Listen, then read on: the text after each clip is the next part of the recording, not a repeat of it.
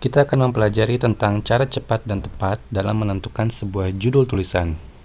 Umumnya, judul bersifat singkat, padat, berbentuk frasa atau gabungan kata. Walaupun pada soal UTBK SBMPTN, biasanya muncul dalam bentuk klausa atau kelompok kata, bahkan kalimat. Lalu ciri lainnya menarik perhatian dan menggambarkan inti pembahasan. Nah, bagaimana tips khusus dalam mencari judul pada soal UTBK?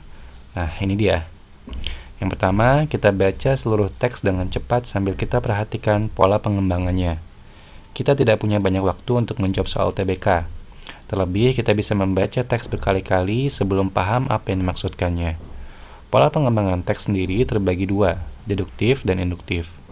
Pola induktif berarti kalimat atau paragraf awal teks tersebut memuat informasi umum yang dikhususkan oleh kalimat-kalimat atau paragraf-paragraf berikutnya. Pola ini terbagi menjadi silogisme, hipotesis, dan antimem. Pola kedua adalah induktif, yakni kebalikan dari deduktif.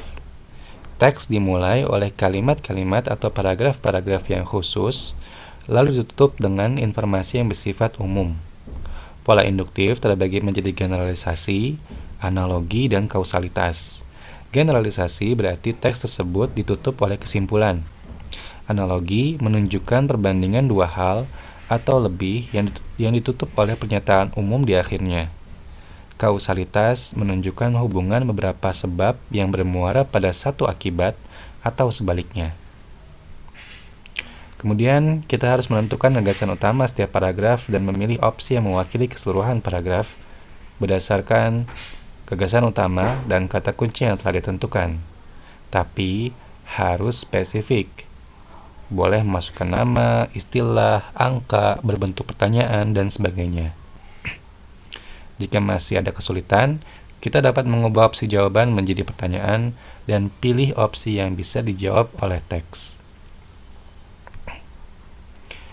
Silakan dibaca dulu teks berikut, kira-kira judulnya apa? Nah, kalau kita perhatikan,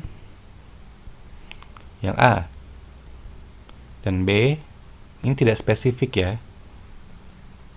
Sistem Internet of Things. Sedangkan yang B, kecanggihan teknologi IoT masa kini. Ini kurang bisa mewakili seluruh paragraf. Lalu yang C. C sekilas mencakup semua kata kunci pada teks. Tapi kalau kita teliti lagi, kata-katanya rancu. Smart ternak sapi itu sapi bernama Smart Ternak atau produk sapi dari Smart Ternak. Nah, yang D. Smart Ternak pendeteksi kondisi sapi. Nah, yang D cocok dengan langkah-langkah penentuan judul tadi. Sesuai dengan pola pengembangan teks, mewakili seluruh gagasan utama setiap paragraf, beserta kata kuncinya dan spesifik. Nah, kalau yang E ini tidak bisa mewakili terutama paragraf ketiga.